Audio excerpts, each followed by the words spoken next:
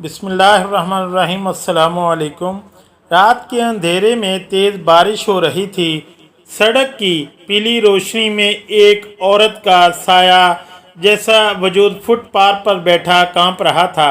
इसके हाथ में पुराना टच केस था और आंखों में खौफ और बेबसी। अचानक घर का लोहे का दरवाज़ा ज़ोर से खुला और एक औरत की तेज़ आवाज़ गूंजी, अब तुम इस घर की दहलीज पर भी नज़र न आना, जाकर सड़क पर भीख मांगो।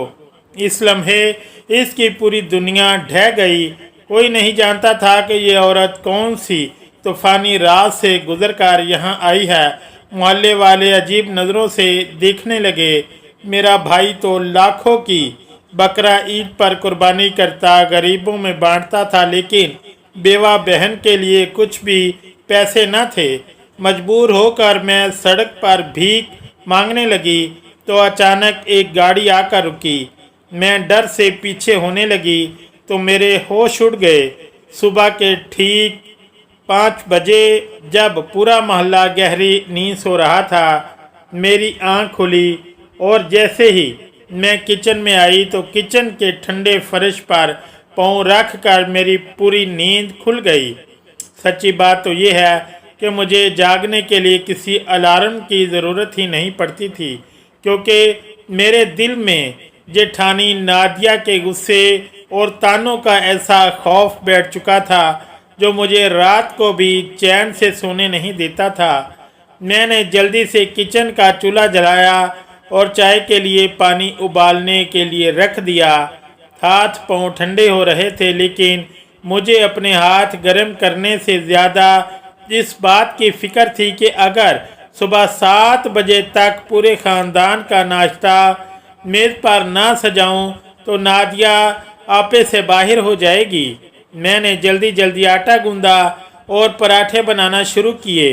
तभी 6:30 बजे थे कि किचन के दरवाजे पर एक ज़ोरदार धमाका हुआ और नादिया अपनी भारी आवाज़ में चीखते हुए अंदर दाखिल हुई। इसके चेहरे पर सुबह सुबह ही 12 बज रहे थे। इसने तपते हुए तवे को देखा और मेरे सर पर खड़ी होकर कहने लगी कि फ़ातिमा, तुम्हारे हाथ क्यों नहीं चल रहे? अभी तक सिर्फ 2 पराठे बने हैं। मेरे बच्चे स्कूल के लिए लेट हो रहे हैं और तुम्हें यहाँ मुफ्त की रोटियाँ तोड़ने के अलावा कोई काम नहीं है। मैंने अपना सर झुका लिया और जल्दी जल्दी बेलने को घुमाने लगी। मेरे पास इनके कड़वे जुमलों का कोई जवाब नहीं था, क्योंकि मेरे शोहर उमर दुबई में एक बहुत बड़ी नौकरी करता था और मैं यहाँ इसके भाई और भाभी के रहमो करम पर ज़िंदगी गुजार रही थी। नादिया का गुस्सा यहीं ख़त्म नहीं हुआ। इसने किचन के सिंक में पड़े रात के चंद बर्तनों को देखा और मेरे कंधे पर हाथ मारकर बोली कि ये बर्तन क्या तुम्हारा बाप आकर धोएगा? रात को सारा काम ख़त्म करके सोया करो। मुझे सुबह किचन बिल्कुल साफ़ चाहिए। मैं खामोशी से आंसू बहाती रही और अपने काम में लगी रही, क्योंकि मुझे मालूम था कि अगर मैंने एक लफ्ज़ भी पलट कर बोला तो शाम को जेठ के आने पर मेरी वो शामत आएगी जिसका तसव्वुर भी होना था, और मैं अकेली औरत इनका मुकाबला नहीं कर सकती थी। दोपहर के वक्त जब सब अपने कामों में लग जाते और बच्चे स्कूल से वापस आकर सो जाते तो मेरे लिए वो वक्त सबसे ज़्यादा तकलीफ़ दे होता था, क्योंकि मुझे उम्र की शदीद याद सताती थी। मैं चादर में बैठकर कपड़े धो रही थी और मेरा दिल चाह रहा था कि मैं उम्र की आवाज़ सुन लूँ, इससे अपने दिल का हाल कहूँ और इसे बताऊँ कि इसके पीछे इसकी बीवी किस जहन्नम में रह रही है। लेकिन मेरे पास ये सहूलत भी मौजूद नहीं थी। पूरे 6 माह हो चुके थे जब नादिया ने मुझसे मेरा मोबाइल फ़ोन जबरन छीन लिया था। मुझे अच्छी तरह याद है, वो इतवार का दिन था जब उमर का फ़ोन आया और मैं इससे बात कर रही थी तो नादिया ने मेरे हाथ से फ़ोन झपट लिया और कहा था कि इस घर में बिजली और राशन का खर्चा पूरा नहीं हो रहा और तुम यहाँ घंटों फ़ोन पर फजूल बातें करती हो। तुम्हारे शौहर के पैसे तो घर के बिलों में ही उड़ जाते हैं, इसलिए ये अय्याशी अब बंद हो गई। इस दिन के बाद से मेरा उमर से कोई राब्ता नहीं था।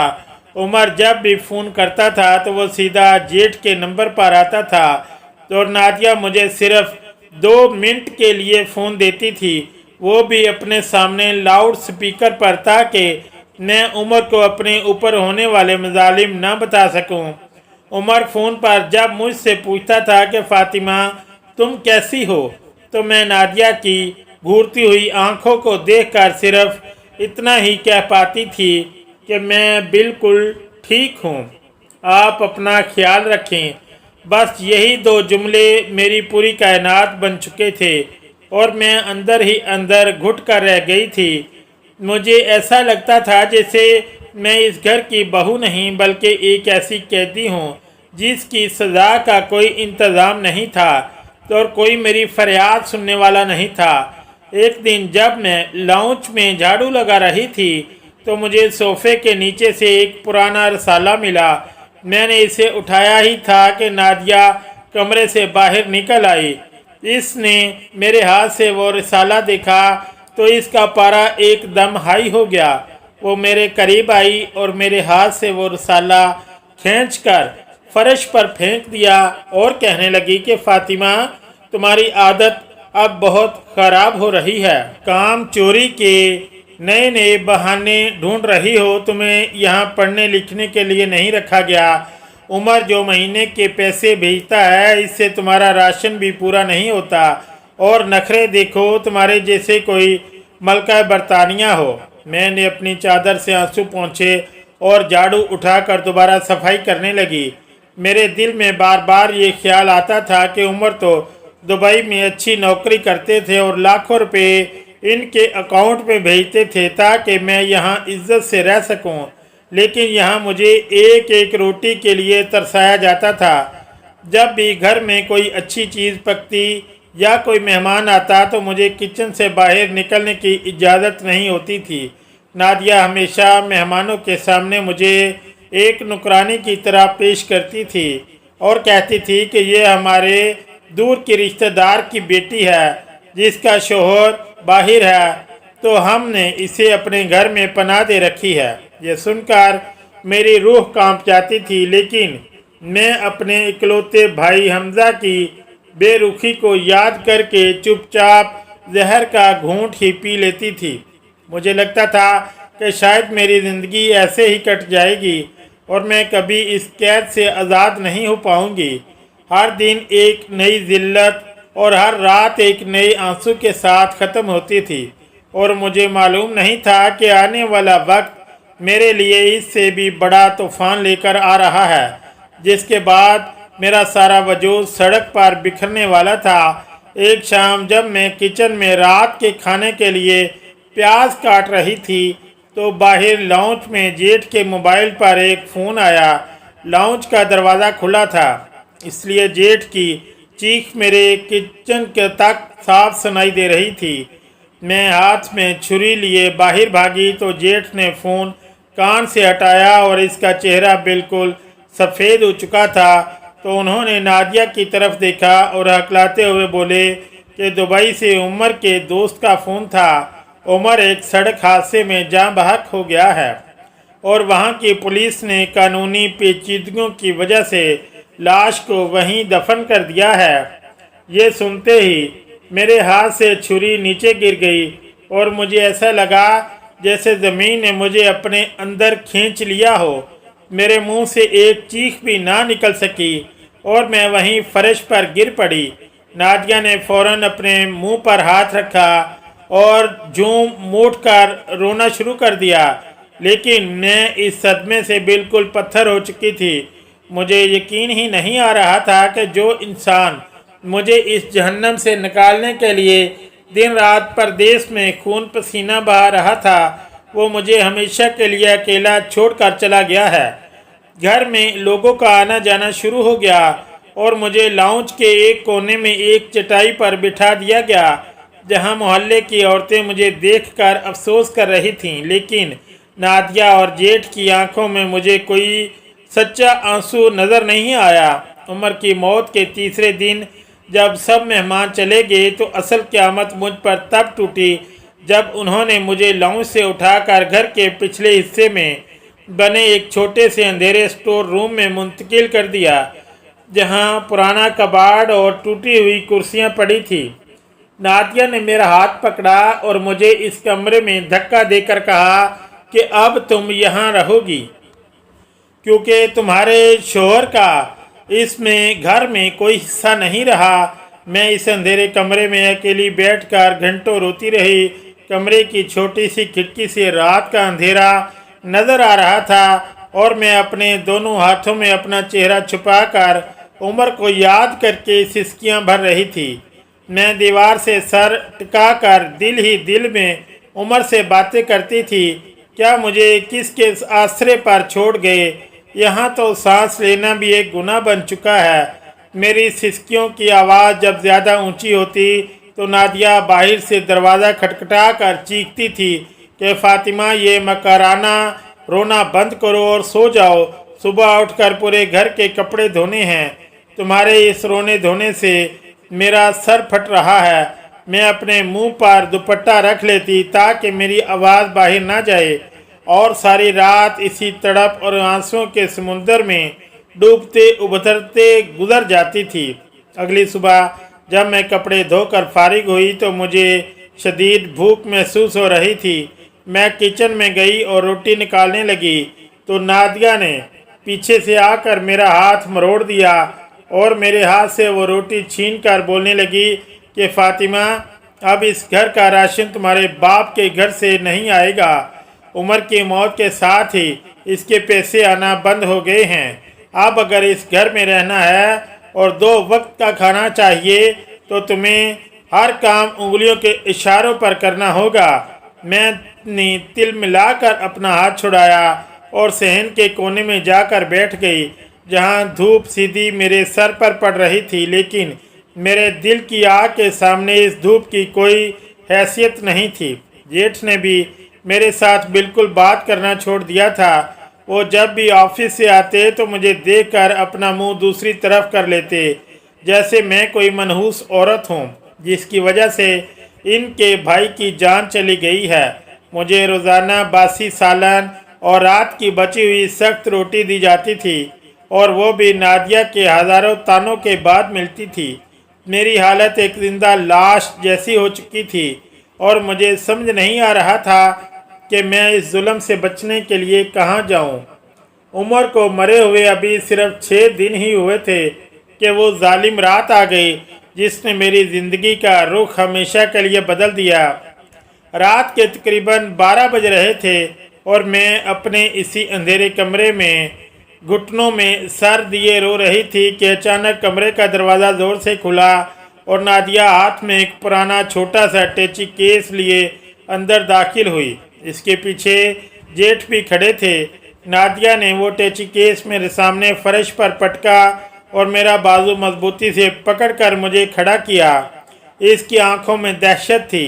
वो मुझे घसीटती हुई लाउंज से निकालकर घर के बड़े दरवाजे की तरफ ले जाने लगी।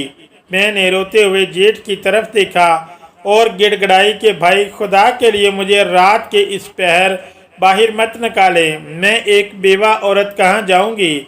मेरा इस दुनिया में कोई नहीं है। लेकिन जेठ ने अपनी नज़रें झुका लीं और एक लफ्ज़ भी ना बोले। नादिया ने दरवाज़ा खोला और मुझे एक ज़ोरदार धक्का देकर सड़क पर गिरा दिया। इसने चीखते हुए कहा कि अब इस घर की दहलीज पर दोबारा नज़र मत आना। जाओ और सड़क पर बैठकर भीख मांगो, क्योंकि अब तुम्हारे इस घर से कोई रिश्ता नहीं है। दरवाज़ा एक ज़ोरदार धमाके से बंद हो गया और मैं सुनसान और अंधेरी रात में अकेली सड़क के तपते हुए फुटपाथ पर बैठकर धाड़े मार कर रोने लगी, जहां दूर दूर तक कोई मेरा अपना नहीं था। लोहे का वो दरवाज़ा जब मेरे मुंह पर बंद हुआ तो इसकी गूंज मेरे दिल के अंदर तक गई। मैं सड़क के किनारे इस कच्चे फुटपाथ पर बैठ गई और अपने दोनों हाथों से अपने दुपट्टे को मुंह में दबा लिया ताकि रात के सन्नाटे में मेरी चीखें दीवारों से टकरा कर वापस मेरे पास न आए। आसमान पर काली घटाएं छाई हुई थीं और सड़क की वाहिद पीली लाइट बार बार टिमटिमा रही थी, जिसकी मध्यम रोशनी में मेरा वो छोटा सा टच केस मुझे अपनी बेबसी का इश्तिहार नजर आ रहा था। मैंने अपने घुटनों को अपने सीने से लगा लिया और सारी रात इसी फुटपाथ पर बैठी रही। रात का एक एक पहर जैसे एक एक साल की तरह गुजर रहा था। कभी दूर से किसी आवारा कुत्ते के भौंकने की आवाज़ आती। मेरा पूरा वजूद खौफ से कांपने लगता था। मैं दिल ही दिल में आयतल कुर्सी का विरद करती रही और उम्र को याद करके रोती रही कि अगर आज तुम जिंदा होते तो क्या तुम्हारा भाई और तुम्हारी भाभी मुझे इस तरह आधी रात को सड़क पर फेंक सकते थे। दर्द हुआ कि झोंके में मेरी चादर को उड़ा रहे थे और मेरे आंसू गालों पर ही चिमटे जा रहे थे। मैंने ज़िंदगी में कभी नहीं सोचा था कि जिस घर को मैंने अपने हाथों से संवारा, जिस किचन में अपनी उंगलियों को जलाया, इसी घर के बाहर मैं एक अजनबी की तरह सड़क पर बैठकर सुबह का इंतज़ार करूंगी। मेरे पाँव सुन्न हो चुके थे और कमर में शदीद दर्द हो रहा था, लेकिन इस जिस्मानी तकलीफ से ज़्यादा वो ज़हनी अजियत थी जो मुझे अंदर ही अंदर खोखला कर रही थी। जब रात का आखिरी पहर गुजरा और मस्जिद से फजर की अजान की आवाज़ आई तो मेरे दिल को थोड़ा सा सहारा मिला कि चलो अब ये होलनाक रात ख़त्म होने वाली है। लेकिन मुझे क्या मालूम था कि उजाले के साथ ही जिल्लत का एक नया सफ़र मेरा मुंतज़िर था। सुबह के 6 बजे जब सूरज की पहली किरण सड़क पर पड़ी तो मोहल्ले के लोग अपने घरों से निकलने लगे। सबसे पहले सामने वाले घर के चाचा सफदर मस्जिद से नमाज पढ़कर बाहर आए तो इनकी नज़र मुझ पर पड़ी। उन्होंने अपने कदम रोके और अपनी ऐनक दुरुस्त करते हुए मुझे सर से पांव तक देखा। इनकी आंखों में हमदर्दी से ज़्यादा एक अजीब सा शक और तजस्सुस था। वो मेरे करीब नहीं आए बल्कि दूर से ही खड़े होकर बुड़बुड़ाने लगे और फिर अपने घर के अंदर चले गए। थोड़ी ही देर में मोहल्ले की 2 औरतें दूध लेने के लिए निकलीं तो वो भी मेरे पास से गुजरते हुए आपस में गुनाह फहमी करने लगीं। इनकी आवाज़ें मेरे कानों तक आ रही थीं कि देखो, उम्र के मरे अभी 7 दिन भी नहीं हुए और ये लड़की रात से बाहर अकेली बैठी है। खुदा जाने इसका क्या चाल चलन है जो जेठ जिठानी ने घर से निकाल दिया। मैंने शर्म के मारे अपना चेहरा अपने दुपट्टे में बिल्कुल छुपा लिया और अपने टेची केस को ज़मीन पर घसीटते हुए वहाँ से खड़ी हो गई। मेरे पैरों में इतनी ताकत नहीं थी कि मैं सीधी खड़ी हो सकूं। भूख और प्यास से मेरा गला बिल्कुल सूख चुका था और सर में एक शदीद किस्म का दर्द उठ रहा था। मैंने सोचा कि इस मोहल्ले में मज़ीद खड़ी रही तो लोग मुझ पर झूठे इल्ज़ामात लगाना शुरू कर देंगे। इसलिए मैंने हिम्मत की और अपने भाई के घर की तरफ चलना शुरू कर दिया, जो वहाँ से तकरीबन 2 किलोमीटर दूर एक पोश इलाके में था। मुझे लगा कि मेरा सगा भाई हमजा, जिसकी रगों में मेरा ही खून दौड़ रहा है, वो मुझे इस हाल में देखकर कभी खामोश नहीं रहेगा और मुझे अपने घर में पनाह ज़रूर देगा। जब मैं चलते चलते थक गई और मेरे पाँव के छाले फटने लगे तो मैं अपने भाई हमजा के आलीशान बंगले के सामने पहुंची। बाहर 2 महंगी गाड़ियां खड़ी थीं और गेट पर एक बड़ा चौकीदार पहरा दे रहा था। चौकीदार ने जब मुझे मिट्टी से लुदे हुए कपड़ों और हाथ में पुराना टच केस लिए देखा तो इसने मुझे गेट पर ही रोक दिया और बड़े रूखे लहजे में बोला कि यहाँ मांगने वालों को कुछ नहीं मिलता, चलो आगे बढ़ो। मेरी आंखों में दोबारा आंसू आ गए। मैंने इसे रोते हुए बताया कि मैं हमजा की सगी बहन हूँ। तुम अंदर जाकर साहब को बताओ कि इनकी बेवा बहन फातिमा बाहर खड़ी है। चौकीदार ने मुझे हैरत से देखा और फिर अंदर चला गया। तकरीबन 10 मिनट बाद मेरा भाई हमजा बड़े रौब से बाहर निकला। इसके चेहरे पर मुझे देखकर कोई खुशी या दुख नहीं था, बल्कि एक अजीब सी घबराहट थी। वो गेट के कोने में मुझे ले गया और धीमी आवाज़ में कहा कि फ़ातिमा, तुम यहाँ इस हाल में क्यों आई हो? तुम्हारा ये सामान यहाँ क्या कर रहा है? अगर मेरी बीवी या ससुराल वालों ने तुम्हें देख लिया तो मेरी क्या इज्जत रह जाएगी? मैंने रोते हुए हमज़ा का हाथ पकड़ा और कहा कि भाई, उमर के मरने के बाद जेठानी ने मुझे रात को घर से निकाल दिया है। खुदा के लिए मुझे अपने घर के किसी कोने में पनाह दे दो। मैं तुम्हारे बच्चों के कपड़े धो दूंगी, घर की सफाई कर दूंगी, लेकिन मुझे सड़क पर मत छोड़ो। हमज़ा ने फौरन अपना हाथ पीछे खींचा और इधर उधर देखते हुए बोला कि तुम पागल तो नहीं हो गई फ़ातिमा? नाइला तुम्हारी जिम्मेदारी कभी नहीं उठाएगी। मेरे पास तुम्हारे लिए इस घर में कोई जगह नहीं है और ना ही मेरे पास फालतू पैसे हैं जो मैं तुम्हारे अखराजात उठाऊं। तुम कहीं और चली जाओ। मैंने अपने भाई के इन अल्फाज को सुना तो मेरा दिल बिल्कुल टुकड़े टुकड़े हो गया। यह वही भाई था जो हर साल बकरा ईद पर लाखों रुपए के महंगे बकरे और गाय खरीद कर लाता था। पूरे मोहल्ले में इसकी कुर्बानी का चर्चा होता था। वो गरीब और मस्कीनों में गोश्त और पैसे दिल खोल कर बांटता था ताकि सोसाइटी में इसका नाम हो। लेकिन आज इसकी अपनी सगी बहन इसके सामने झोली फैलाकर चंद दिनों की पनाह मांग रही थी तो इसके पास न दिल था और न ही पैसे। इसने अपनी जेब से 500 का एक नोट निकाला और मेरी तरफ बढ़ाते हुए कहा कि ये रखो और यहाँ से जल्दी निकलो, नाइला जागने वाली है। मैंने इसके हाथ से वो नोट नहीं लिया बल्कि अपने टच केस का हैंडल पकड़ाया और बगैर कुछ कहे पीछे मुड़ गई। मेरी आंखों के सामने अंधेरा छा रहा था और मुझे समझ आ गया था कि इस दुनिया में रिश्तों की कोई हैसियत नहीं होती।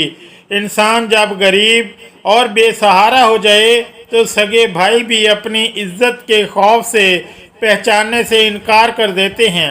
मैं इसके बंगले की ऊंची दीवारों को देखती हुई सड़क पर वापस आ गई और अब मेरे पास आने के लिए कोई दूसरा रास्ता नहीं बचा था क्योंकि दुनिया के सारे दरवाजे मेरे मुंह पर एक एक करके बंद हो चुके थे और अब मुझे ज़िंदगी की सबसे बड़ी जंग अकेले ही लड़नी थी। दोपहर की कड़कती धूप अब मेरे सर पर पहुंच चुकी थी और सड़क से उड़ती हुई तपश मेरे चेहरे को झुलसा रही थी। भूख की वजह से मेरा पेट पीठ से लग चुका था और प्यास से ज़ुबान तालवे से जा टकराई थी। मैं चलते चलते शहर के सबसे मशहूर बाज़ार के एक कोने में पहुंची जहां एक बड़ा सायादार दरख्त था और इसके नीचे एक फुटपाथ बना हुआ था। मेरी हिम्मत बिल्कुल जवाब दे गई थी। मैंने वहीं फुटपाथ पर अपनी चादर बिछाई और इस पर बैठ गई। मेरे पास अब अपनी इज्जत को बचाने का कोई तरीका नहीं था। मैंने शर्म से अपनी आंखें बंद की और अपना एक हाथ आगे फैला दिया। मेरी ज़िंदगी का ये सबसे पहला लम्हा था जब मैंने किसी के सामने भीख मांगने के लिए हाथ उठाया था। बाज़ार में लोगों का हजूम था। कोई अपने बच्चों के साथ शॉपिंग कर रहा था तो कोई गाड़ियों में आराम से बैठकर गुजर रहा था। 1 घंटे बाद एक आदमी गुजरा और इसने तहम्मुल से मेरी चादर पर 5 रुपए का एक सिक्का फेंक दिया। वो सिक्का जब मेरी चादर पर गिरा तो मुझे ऐसा लगा जैसे किसी ने मेरी रूह पर गर्म कोयला रख दिया हो।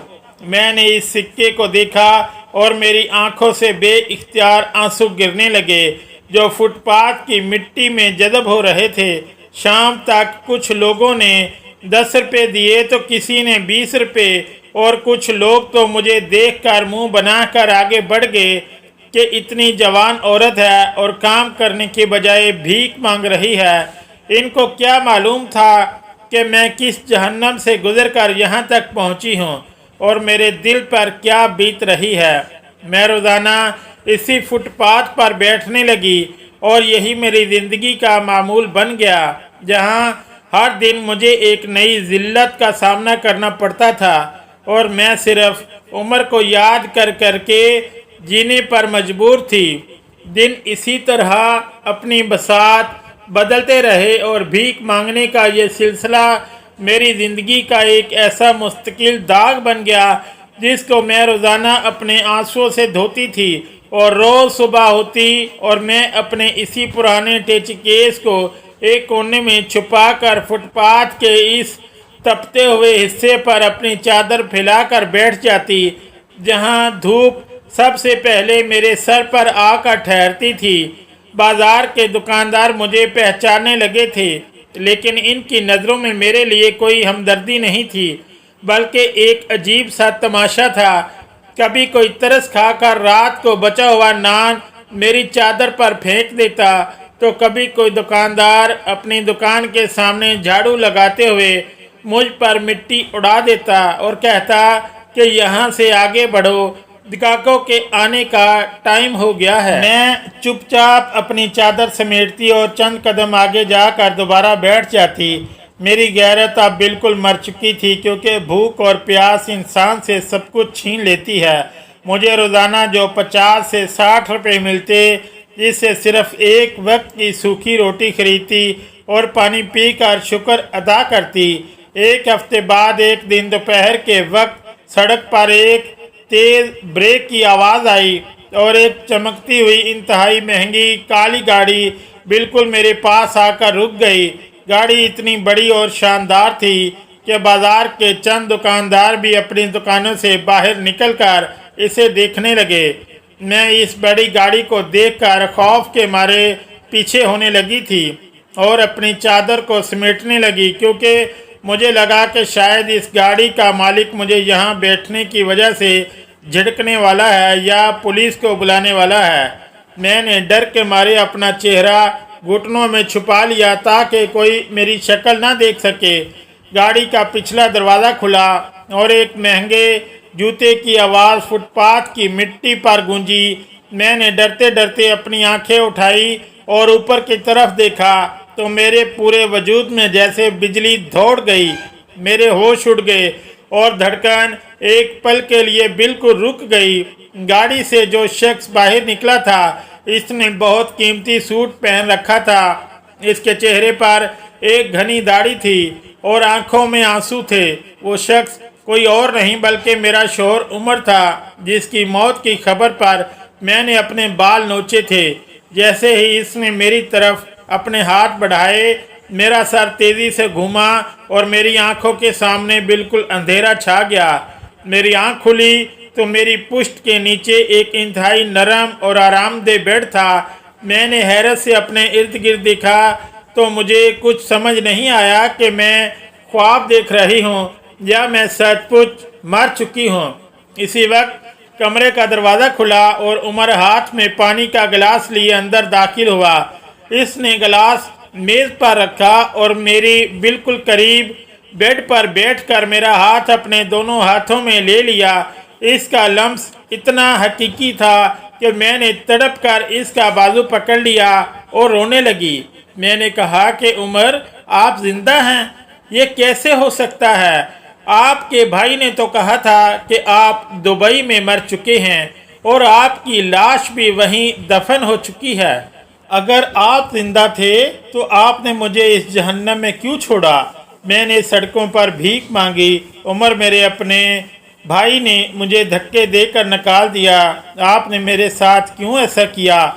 मेरी हिचकियां बंद गईं और मैं उमर के सीने पर सर रखकर फूट फूट कर रोने लगी। उमर ने मुझे माफ़ कर देना, मैंने तुम्हारे साथ ये बहुत बड़ा ड्रामा किया, लेकिन ये करना बहुत ज़रूरी हो गया था। मैं पिछले 3 साल से दुबई में दिन रात एक एक करके लाखों रुपए अपने भाई के अकाउंट में भेज रहा था ताकि वो तुम्हारा ख्याल रखें और हमारे लिए एक अच्छा मुस्तकबिल बनाएं। लेकिन मुझे वहाँ दुबई में अपने कुछ दोस्तों से मालूम हुआ कि भाई और भाभी वो सारे पैसे अपने ज़ाती ऐशो आराम पर उड़ा रहे हैं और मैं तुम्हें घर में एक नुकरानी से भी बदतर बना कर रखा हुआ है। मुझे इनकी इस चालाकियाँ पर यकीन नहीं आ रहा था, इसलिए मैंने अपने एक दोस्त के ज़रिए भाई को मेरी मौत की झूठी खबर दिलवाई ताकि मैं अपनी गैर मौजूदगी में इन रिश्तों का असली रूप देख सकूं। मैं ये देखना चाहता था कि मेरे मरने के बाद वो मेरी बीवी के साथ क्या सलूक करते हैं। मैं 2 दिन पहले ही पाकिस्तान वापस आया हूँ और जब मुझे मालूम हुआ कि उन्होंने तुम्हें चौथे ही दिन घर से निकाल दिया तो मेरा खून खौल उठा। फातिमा, मैंने ये बंगला तुम्हारे लिए ही ख़रीदा है। अब तुम्हें किसी के सामने हाथ फैलाने की ज़रूरत नहीं है। मैंने उमर की बात सुनी तो मेरे दिल को एक तरफ तो सुकून मिला कि मेरा शौहर ज़िंदा है और मेरे सामने है, लेकिन दूसरी तरफ मुझे इसके इस इम्तिहान पर गुस्सा भी आया। मैंने रोते हुए कहा कि उमर, आपने अपनी हकीकत जानने के लिए मुझे 2 दिन तक इस सड़क की जहन्नम में जला दिया। रिश्तों की हकीकत तो खुल गई, लेकिन इन 2 दिनों में जो जिल्लत मैंने उठाई इसका हिसाब कौन देगा। उमर का चेहरा गुस्से से सुर्ख हो गया और इसने अपने दांत चबाए और कहने लगा कि फातिमा, इनका हिसाब मैं खुद लूँगा। वो घर जिसमें भाई और भाभी आराम से रह रहे हैं वो असल में मेरे नाम पर है। मैंने अपनी कमाई से ख़रीदा था। अब बकरा ईद सर पर है और पूरा मोहल्ला इनकी कुर्बानी के चर्चे सुन रहा है। मैं इसी ईद से पहले इनको इस घर से सड़क पर ला खड़ा करूँगा ताकि इन्हें पता चले कि किसी की बेवा को घर से निकालने का अंजाम क्या होता है। मैं खामोशी से उमर को देखने लगी क्योंकि अब बदले का वक्त आ चुका था और कहानी अपने आखिरी और सबसे बड़े फैसले की तरफ बढ़ रही थी। उमर की बातें सुनकर मेरे दिल पर लगा हर जख्म जैसे एकदम भरने लगा था, मगर अगले ही लम्हे मेरे अंदर का गुस्सा और तड़प बाहर आ गई। मैंने उमर का गिरबान अपनी मुट्ठियों में भींचा और रोते हुए कहा कि उमर, आपने अपनी तसल्ली के लिए मुझे इस कड़कती धूप में सड़क पर बैठने दिया।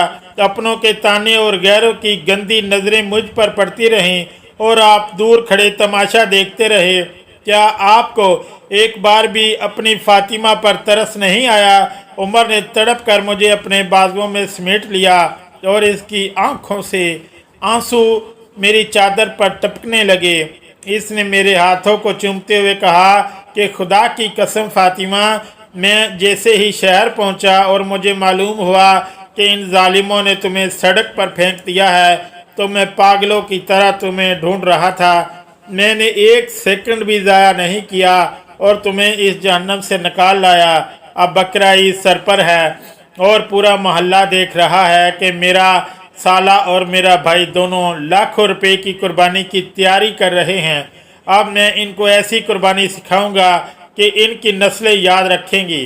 अगली सुबह उमर ने अपने वकील और पुलिस अफसर को साथ लिया और मुझे गाड़ी में बिठाकर सीधा अपने पुराने घर की तरफ निकल पड़ा। जैसे ही हमारी गाड़ी जेठ के घर के सामने रुकी तो बाहर गली में बकरा ईद के लिए लाए गए 2 महंगे और भारी बकरे बंधे हुए थे, जिनको देखने के लिए मोहल्ले के बच्चे जमा थे। उमर ने गाड़ी का दरवाज़ा खोला और पूरे रोब के साथ अंदर दाखिल हुआ। मैं भी इसके पीछे पीछे लाउंज में आई, जहां जेठ और जेठानी आराम से सोफे पर बैठे ईद की शॉपिंग के बैग देख रहे थे। जैसे ही जेठानी नादिया की नज़रें उमर पर पड़ी, जिसके हाथ से चाय का कप छूटकर फर्श पर गिर गया और वो चटक का टूट गया, जेठ की आंखें खौफ के मारे बाहर निकल आईं। वो अपनी जगह से खड़े हो गए और हकलाते हुए बोले कि उमर, तुम तो दुबई में मर चुके थे, ये कैसे हो सकता है? उमर ने एक ज़ोरदार कहका लगाया और पुलिस अफसर को आगे करते हुए बोला कि मैं मरा नहीं था, बल्कि तुम जैसे सांपों की असलियत देख रहा था। तुमने मेरे मरने के चौथे दिन ही मेरी बेवा बीवी को सड़क पर भीख मांगने के लिए निकाल दिया ना। अब ये पुलिस वाले तुम्हारा सामान इस घर से बाहर फेंकेंगे। चलो निकलो यहाँ से, ये घर मेरा है और मैं इसे अभी लॉक करवा रहा हूँ। पुलिस वाले जैसे ही जेठ और जेठानी का सामान बाहर निकालने के लिए बेडरूम की तरफ बढ़े तो नादिया मेरे पैरों में गिर गई। वो रोते हुए कहने लगी कि फातिमा, खुदा के लिए हमें माफ़ कर दो, ईद के दिन है, हम इस सामान और बच्चों के साथ कहाँ जाएंगे? लोग हमें तमाशा बनाएंगे। जेठ ने भी अपने हाथ उमर के सामने जोड़ दिए और इनकी मर्दाना अना खाक में मिल गई। मैंने जब इनको इस हाल में देखा तो मेरी आंखों के सामने अपनी वो अंधेरी रात आ गई जब मैं सड़क पर अकेली रो रही थी। मेरे दिल ने कहा कि फातिमा, तुमने भी घर होकर दुख सिर्फ 2 दिन झेला है और तुम जानती हो कि सड़क पर बैठना कितनी बड़ी क़यामत है। तुम इनकी तरह जाबिर नहीं बन सकती। मैंने आगे बढ़कर उमर का हाथ पकड़ लिया और कहा कि उमर, खुदा के लिए पुलिस को रोक दे। मैंने बेघरी देखी है और मैं नहीं चाहती कि ईद के इन दिनों में कोई और सड़क पर आए। भले ही उन्होंने मेरे साथ जुल्म किया, लेकिन मैं इनको माफ़ करती हैं। उमर ने मेरी तरफ देखा। इसकी आंखों में मेरी सहम दिली की शदीद एहतराम था। इसने पुलिस को वापस भेज दिया और जेठ की तरफ इशारा करके बोले कि मेरी बीवी की वजह से तुम इस घर में रह रहे हो, वरना मेरी नज़र में तुम्हारी कोई औकात नहीं है। और दूसरी तरफ मेरा वो सगा भाई हमजा, जो लाखों की कुर्बानी करके गरीबों में बांटता था, लेकिन बेवा बहन के लिए इसके पास पैसे नहीं थे। इसके कपड़े के बड़े कारोबार में अचानक ऐसी आग लगी कि इसका लाखों का माल जलकर राख हो गया और वो सड़क पर आ गया। अल्लाह ने किसी लड़ाई झगड़े के बगैर हमारा बदला खुद ही इनसे ले लिया। अब मैं और उमर अपने इस नए घर में हंसी खुशी ज़िंदगी गुजार रहे हैं और मुझे समझ आ गया है कि दुनिया के रिश्ते भले ही झूठे हों, लेकिन ऊपर वाले की लाठी बेआवाज़ है और जब घुमाता है तो जालिमों का नामो निशान मिटा देता है और सब्र करने वालों को फर्श से उठाकर अर्श पर बिठा देता है। ये थी हमारी आज की स्टोरी। अगर आपको अच्छी लगी है तो वीडियो को लाइक करें और चैनल को सब्सक्राइब करें। तब तक के लिए इजाज़त दें। अल्लाह हाफिज़। शुक्रिया।